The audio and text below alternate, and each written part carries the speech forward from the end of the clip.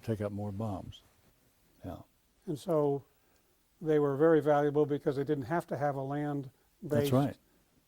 Could they land on land, or they could not? They did have that. We actually flew in. They call them amphibious. Yeah. They had wheels put on the side so they could land on land or water, Right. whichever they wanted. On the PBY, I think some of the PBMs had them. I never did see one, but I heard they did. So while we're on this topic, we'll come back to your experiences, but what were some of the other uses that they had been made for during the war up until the time you were in the service? What other things were they doing? Oh, they're very versatile. They used them for all of the invasions. They'd fly off out of gun range, and if some of our Air Force pilots got shot down, then they would fly into fire and try to rescue the pilot that shot down. Senior President Bush was shot down in a torpedo bomber in one of the invasions. His assignment that day, and that's a small plane, just had a gunner right behind him and then one underneath him. And they dropped torpedoes, or they could carry regular bombs. He'd gone in to one of the islands to blow down the the communications station, and got hit on the way out, and he went down. Unfortunately, both of his gunners drowned, but he got out somehow. And we sent a PBY at that time, in to go get him, and they got him and brought him back to the carrier. And I've seen the pictures of him getting on the carrier, walking around. So they could do air-sea rescue, they called it, and they did all kinds of things. Delivered mail, hauled. Did they do some of the submarine patrols off the Atlantic, off the coast of the United States as well, or? I guess they flew off the coast. They were all over the world, flying off of water, all over the world. Yeah.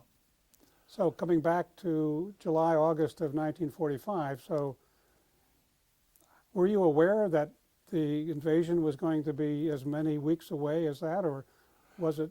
We were told that they didn't tell us a lot of things because they didn't want the word to leak out.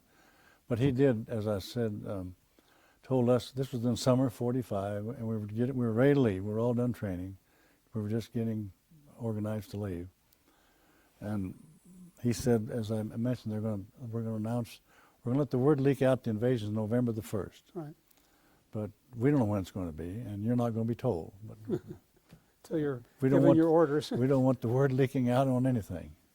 So you'll find out when you get in the sky.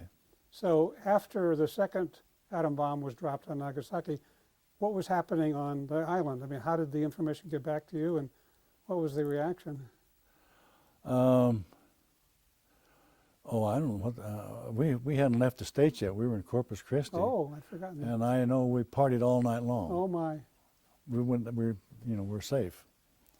So all the bars were open. Everything was wide open till sunrise, and we had a good time. Yeah. I was hoping to get to fly one mission, and live through it, and then the war ended. But we didn't. And we knew nothing about the atomic bomb. I mean, that was totally secret. Yes. Totally secret.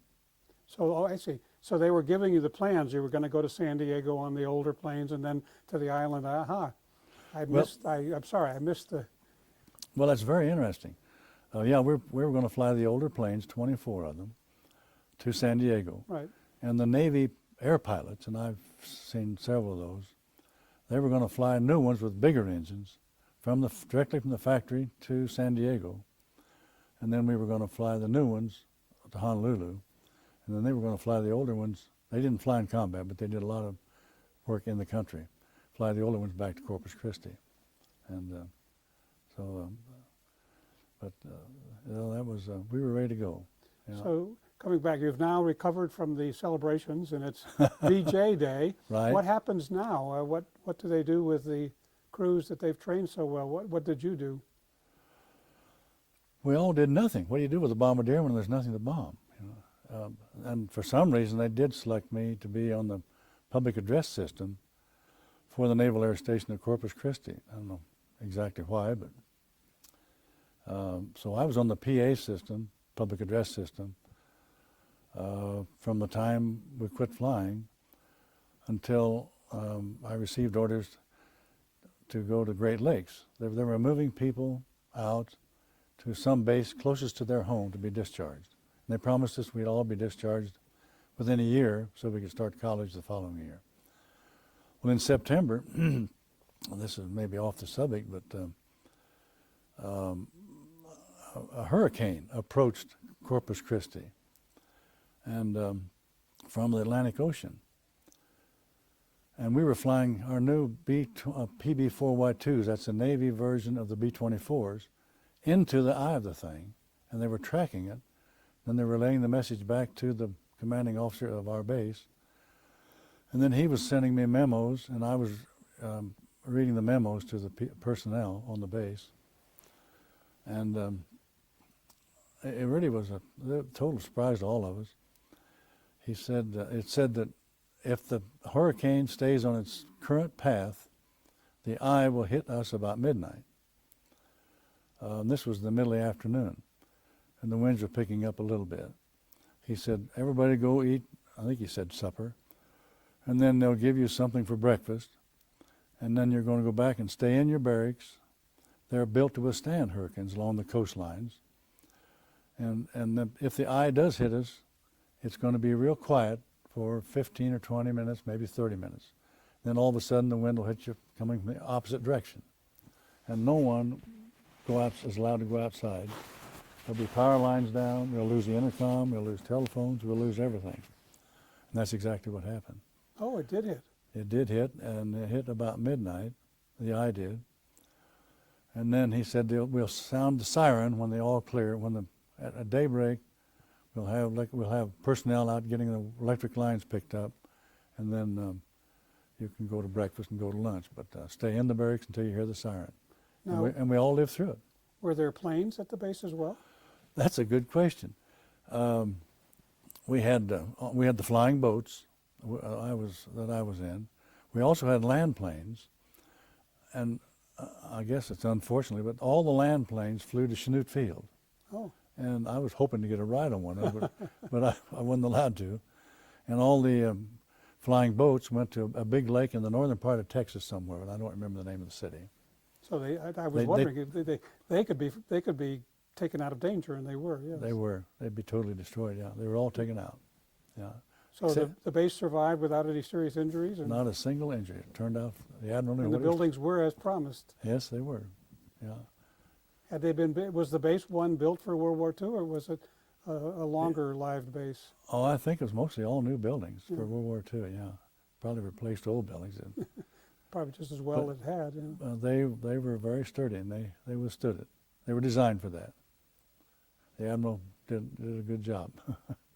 Yeah. Now, as you were training, or were you also affiliated with some of the veterans who had gone through some of these combat missions and could give you some experiences? All of our instructors had been to combat, and so we believed them, and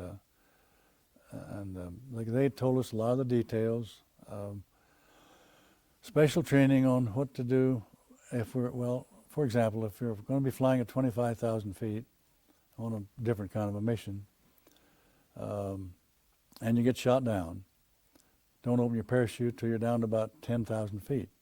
If you open your chute at 25,000 and inhale, it'll freeze your lungs and you're done. Also, some of them had been shot down, a few of them, and put in prison and escaped. We had gone in and brought them out like they did the prisoners, some of them in the Philippines. And the Japanese were treating the flyers that were shot down terribly. All we had to give them was our name, our rank, and our serial number. But the first question they said they'll ask you is, now you came from where? Did you come off an aircraft carrier or off of land? We want to go destroy it. And if you don't tell us, we're going to cut off your ear and that'll be your breakfast. These were the stories they told us. And we were told them, tell them anything you want to tell them just so it isn't the truth. Oh. I came off of the Essex, is located 3,000 miles southwest, or I came off of the North Pole, or tell them whatever you want to tell them. maybe a little more feasible than that, but still not the truth. And it's anything to mislead them, yeah. Right. And try not to get beat up too much like the senator from Arizona did in Vietnam. Exactly. Were there some tactics that they had to advise you that were sort of surprising? You wouldn't have thought so otherwise, or in terms of the flying and combat missions and the like? No, I guess as I said, they don't open the chute till you're down about 10,000 if you're out Right. away from land planes. If you're over Japan and get shot down, and the zeros are up, don't open your chute till you're down about 500 feet. Otherwise, they'll come in and strafe you. And we had no idea where we knew we'd be over Japan. We had no idea where. Well, they also taught us how to tell if we got shot down at high altitude, yes, in case they switch us to high altitude missions. And you open your chute at 10,000 feet, you had no idea where you're going to land, in China or in Japan or some other island around. They taught us how to tell the difference between the Chinese and the Japanese by how they wear their sandals. I've forgotten the details, but one of them they put the strap between the big toe and the next toe, and in the other country they don't. And some small things like that, yeah. But we were well trained. We were ready for combat. So part of the training included the survivor, if you actually parachuted and landed, how to survive on your own. And It did. Yeah, we had extensive training in that. If you get shot down, you're in the water, and there's zeros in the air. Go down and stay down as long as you can, and then come up and get some air, and then go back down. And so you didn't inflate your life vest until after they went away, or? I never did have to inflate mine, but I was just thinking it'd be hard to go well, underwater. I guess what they said was, when you first hit the water, go down under, and then come up and look around and see if you see any planes in the sky. And if they don't, then open it. Right. And then if there That's are good. some, don't open it and go Exactly. back down. That's what I was thinking would make sense. Right, exactly. And they taught us how, I don't know why they taught us this, but if there's oil up on top of you and it's on fire, how to make a hole and then get a breath of air and then keep swimming underneath it. And I don't know why they trained us that, because we weren't on board ships, but that was in part of our training. Yeah. Well, if you were attacking ships or Yeah. something like that, it might occur, I suppose. Uh-huh. So you couldn't hitch a ride to Rantoul to go to Chanute, so you're still in Florida, Yeah. and they guaranteed you to be out within a year. They How did. long was it actually?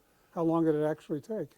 It took a year to get all of us out, and I got out. They said we'll all be home by August the 20th, the following August 20th.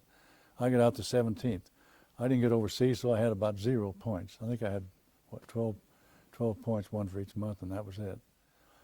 Well, they sent me to Great Lakes, and to be near the nearest Navy base to be discharged. And there was an announcement on the bulletin board one day: we need three aviation ordnancemen to volunteer to go to the Bikini Atoll, where they tested the atomic bomb. Here I am touching my tie again.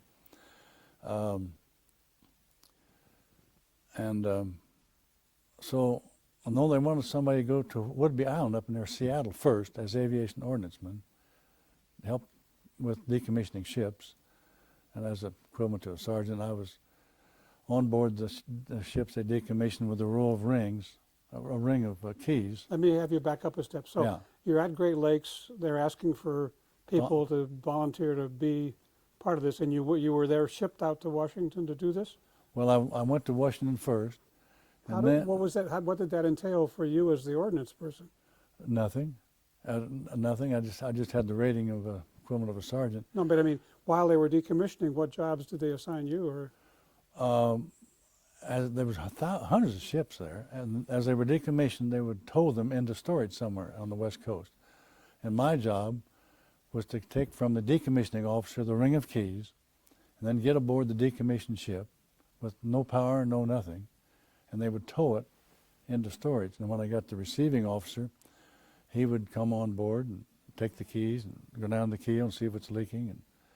And And that was my job. One day a week, that's all I worked. Oh, so you didn't have to do any disarming or other things that ordnance people might do. Okay, No, somebody else was doing that. I see. And then they had an announcement. They wanted aviation ordnancemen to go to Bikini Atoll, but if you'd extend for a year, you get promoted a notch. They're going to run an experiment. They took over an island, took the people off of it, and took a lot of the older ships they wanted to get rid of, and placed them 1 mile, 2 miles, 5 miles out, submarines, to see what effect an atomic bomb would have on ships. And but I didn't want to extend for a year, so I decided to get discharged and come back to the University of Illinois. And maybe that was a big savings because I presume some of the people at the atoll were exposed to the radiation from the bomb. I have heard that some of them have eye problems and whatever.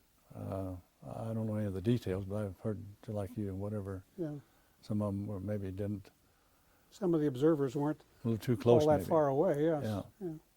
So you're in Washington and you're discharged, or did they fly you back to Great Lakes? Or No, I got discharged in Washington and got on a bus and came home.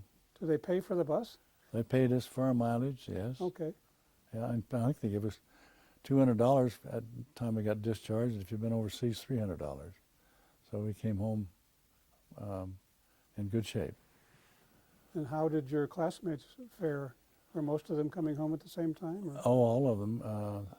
Well, we had all of them, but one ahead of us stayed in. Well, he came out and went to law school and then went back became a lawyer in the service. All of them came home from then on with no injuries. We lucked out. No killed, none injured. Yeah. How do you think your generation of the high school class look back on this experience and how it affected them? Well, we have a class reunion actually, and discuss this thing. One was a paratrooper that got wounded on D-Day, the longest day in Europe. Another one was an invasion of an island in the Pacific, and he was wounded. Oh, they don't say much about it. They just, they live through it, and that's the main thing. Yeah. It is surprising to me, though. I've asked some high school kids, grandchildren. They really don't know much about World War II. I think you're doing a great job here. And one of them said to me, well, did we join up with Italy to fight the Russians? So I think they need to have maybe an hour class sum up World War II. Would be we weren't sure we were going to win that thing in the summer of '43. Hitler had all of Europe except England. He was making plans to take it. He'd had all the Japanese had all the Pacific west of the Hawaiian Islands, north of New Zealand, part of China. And they had actually invaded a couple of islands in Alaska. I don't know if you've heard of that or not. Yeah, had to. And, Yeah. right. So Plus all of the Indochina Peninsula. And exactly, yeah. So we weren't sure we were going to win that thing, but it finally worked out. one other thing that you might try to give to your grandchildren is the impact of this and the GI Bill on your class. In other words, if you say went back to the class of 33 at Muhammad High School, how many of them went on to the University of Illinois versus the class of 43 and the effect the war had on them? Do you have a feel for that? I do. I don't think any of them went to college that I know of. Well, I know one. But after that, I know several people. When I came back to the University of Illinois and joined one of the fraternities, we had people in our pledge class, 16 of us from age 18 to 30, I used to say 31, and no, something I got corrected, it's 33. Oh. And several of them said they would never have been able to go to college had not been for the GI Bill. And Roosevelt designed that, I guess, and his theory was that they'll earn more money and pay more income taxes to more than offset the cost of going to college. And it's turned out exactly that way. Right. Turned out exactly that way. Plus, the class of 33, many of them had no way of traveling, whereas your classmates had been to Europe and Japan, Yeah, and yourself, and so yeah, that gave them a different horizon. it did, yeah. Yeah, we came back home from the service, loyal Americans. I've always thought, and I know it's financially probably impossible, but if you could send all of the boys that finish high school into the service for 6 weeks or 8 weeks and send them anywhere in the world, they'll come back home much more loyal citizens. There's no way they can avoid that. Even seeing England and Ireland, Scotland, Germany, and others.